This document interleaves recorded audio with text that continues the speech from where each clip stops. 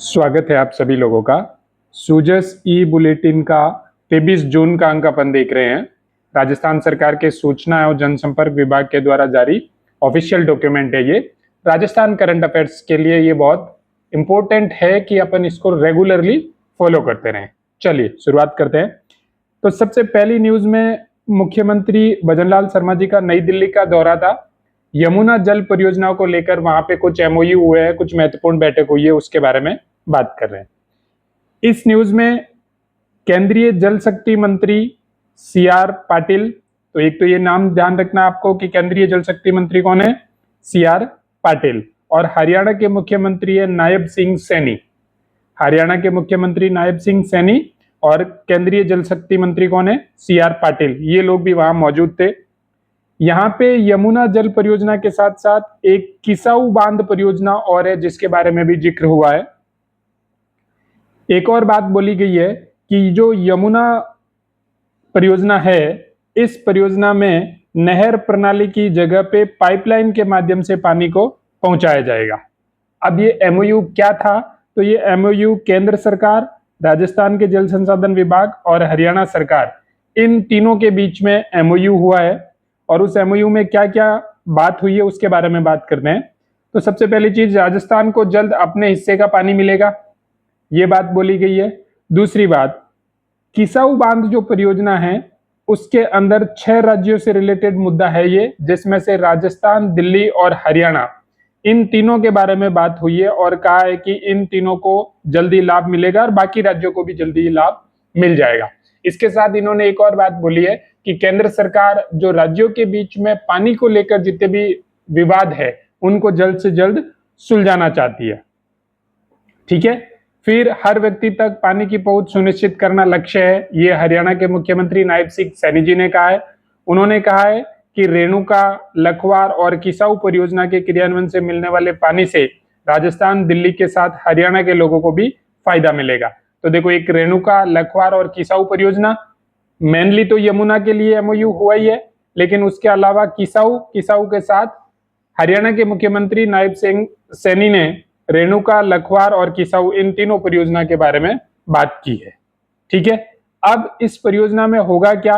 तो इस परियोजना में हरियाणा और राजस्थान के बीच जो एक एमओयू है दिल्ली सरकार के साथ रहते हुए, उस एमओयू में किस तरीके से पानी है वो दोनों के बीच में डिस्ट्रीब्यूट होगा, उसके बारे में बात की गई है।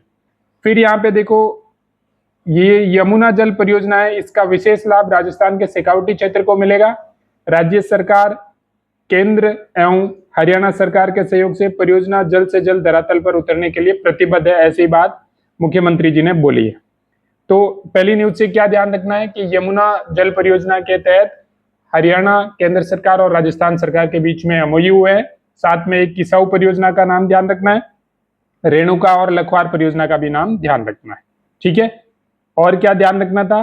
केंद्रीय जल शक्ति मंत्री कौन है? तो सी आर पाटिल। और हरियाणा के मुख्यमंत्री कौन है? नायब सिंह सैनी। इतनी बातें आपको इस पहली न्यूज से ध्यान रखनी थी। अगली न्यूज में सांगानेर विधानसभा क्षेत्र को विशेष सौगातें मिली है। 631 करोड़ रुपए से अधिक के कार्यों का शिलान्यास और लोकार्पण करेंगे मुख्यमंत्री जी। ठीक है। 1538 विकास कार्य जो कि 631 करोड़ रुपए से है, ऐसी सौगात उन्होंने दी है। ये काम की चीजें नहीं है। क्या ध्यान रखना है कि एक तो स्वच्छ सर्वेक्षण के प्रति जन जागरूकता के लिए ब्रांडिंग ऑटो को भी हरी झंडी दिखाई है इन्होंने, जो 2026 के लिए स्वच्छ सर्वेक्षण चल रहा है उसके लिए। दूसरी चीज देखो, स्वामित्व योजना में ड्रोन तकनीक के माध्यम से गांवों की आवासीय भूमि का सीमांकन किया जाएगा। आवासीय भूमि का सीमांकन करने के लिए एक स्वामित्व योजना चल रही है, उसमें अब ड्रोन की मदद से, यानी टेक्नोलॉजिकली और ज्यादा साउंड हो रहे हैं स्वामित्व योजना के तहत, तो गांवों की जो आवासीय भूमि है उनका सीमांकन किया जाएगा। और उन्होंने ये बात बोली है कि अब तक हमने 14 लाख से अधिक स्वामित्व कार्ड, पट्टा वितरण वाला कार्ड है ये, तो उसमें 14 लाख से अधिक जो कार्ड है वो हमने वितरित कर दिए। इसके अलावा ये और काम की न्यूज नहीं है, बस इतना सा ध्यान रखना था कि 631 करोड़ रुपए में 1538 से ज्यादा विकास कार्यों को, मतलब उनका लोकार्पण या शिलान्यास किया जाएगा। ठीक है। आगे वाली बात में फिर से सेवा शिविर की बात हुई है। सेवा शिविर के बारे में अपन पिछले काफी दिनों से देख ही रहे। 12 जून से स्टार्ट हुए, 15 जुलाई तक ये चलेंगे। ग्रामीण और शहरी दोनों के लिए चल रहे हैं। जो ग्रामीण वाला सेवा शिविर है उसमें 22 विभागों की सेवाएं हैं और जो शहरी सेवा शिविर है उसमें 10 विभागों की सेवाएं हैं। अब डीडवाना कुचामन में राजस्व राज्य मंत्री विजय सिंह चौधरी वहां थे, तो ये ध्यान रख लेना राजस्व राज्य मंत्री कौन है, विजय सिंह चौधरी। फिर से वही सब बातें हुई है, योजनाओं को लोगों तक पहुंचाने के लिए, सारी जानकारी देने के लिए ये सेवा शिविर चल रहे हैं। जल संसाधन मंत्री कौन है, सुरेश सिंह जी रावत। ये बात बस इतना सा ध्यान रख लेना है।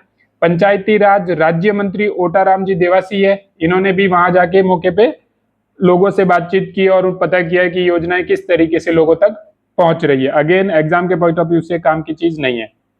अगली न्यूज में फिर से सेवा शिविरों की बात हुई है, तो फिर से वही बात है, 12 जून से लेके 15 जुलाई तक ये चलेंगे। शहर और ग्रामीण दोनों में, ग्रामीण वालों में 22 विभाग की सेवाएं, शहर वालों में 10 विभाग की सेवाएं, और सरकार की जो योजना है वो लोगों तक पहुंचाने के लिए ये काम किया जा रहा है। ऐसा समझ लीजिए कि सरकार है वो खुद चल के लोगों के दरवाजे तक पहुंच रही है। ठीक है, चलिए, एग्जाम के पॉइंट ऑफ व्यू से काम की चीज नहीं है। आगे एक न्यूज है, देखो, मंत्रिमंडलीय उप समिति की बैठक हुई है, भूमि आवंटन प्रकरण की विस्तृत समीक्षा की गई है।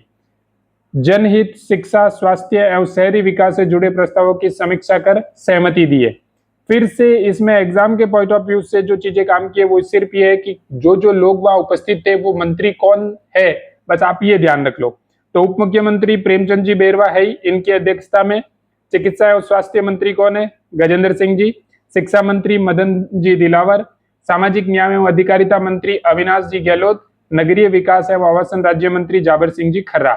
ये सारे बार बार नाम आते रहते हैं, तो अपन सिर्फ इतना ध्यान रख लेते हैं। फिर इस बैठक में स्वास्थ्य के सेवाओं पर विशेष जोर देने की बात की है और शहरी विकास एवं नागरिक सुविधाओं पर भी निर्देश दिए। अगेन एग्जाम के पॉइंट ऑफ व्यू से काम की चीज कुछ भी नहीं है इसके अंदर। ठीक है, चलिए, तो अब क्वेश्चन पे आ जाते हैं।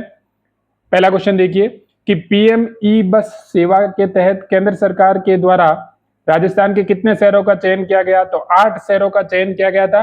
राजस्थान को कुल 1150 बसें मिलेगी, जिसमें से पहली बार 29 बसें जयपुर को और 18 बसें भीलवाड़ा को परसों के सुजस में ताकि वो मिल चुकी है। ठीक है, आगे वाला क्वेश्चन, 12वें अंतर्राष्ट्रीय योग दिवस पर राजस्थान का राज्य स्तरीय मुख्य समारोह कहां आयोजित किया गया, जहां मुख्यमंत्री भजनलाल शर्मा ने योगाभ्यास किया था, तो आबूराज सिरोही में ये थे, जबकि केंद्र सरकार वाला काम हुआ था कोलकाता में, मोदी जी वहां पे थे, ये चीज ध्यान रखनी है। और दूसरी, ये 12वां था, 2015 में पहली बार योग दिवस मनाया गया था, अब ये 12वां था। आगे वाला क्वेश्चन देखिए, औपनिवेशिक सोच से मुक्त कर भारतीय मूल्यों से जोड़ने के लिए प्रधानमंत्री कार्यालय का नाम क्या कर दिया गया है, तो सेवा तीर्थ इसका नाम कर दिया गया है। जो राजभवन था उसका नाम लोक भवन कर दिया गया है, ये भी एक परिवर्तन हुआ था, ध्यान रख सकते हो। आगे वाला क्वेश्चन देखिए, राजस्थान सरकार के द्वारा स्थानीय अर्थव्यवस्था और नवाचारों को बढ़ावा देने के लिए शुरू किए गए पंच गौरव पहल के तहत किन 5 चीजों को शामिल किया गया था, तो आपको मैंने हमेशा बताता हूं, एक है उपज, एक है वनस्पतिक प्रजाति, एक है उत्पाद, एक है पर्यटन स्थल और एक है खेल।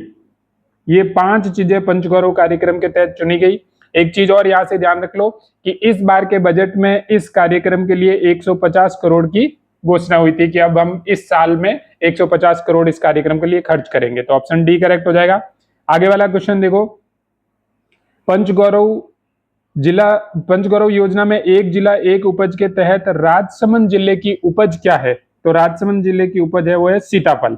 मैं आपको राजसमंद जिले की 5 चीजें बता देता हूं, तो राजसमंद जिले की उपज तो हो गई सीताफल।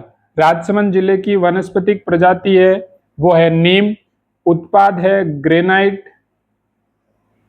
एवं मार्बल के उत्पाद, ग्रेनाइट एवं मार्बल के उत्पाद। पर्यटन स्थल है वो है कुंभलगढ़ का किला,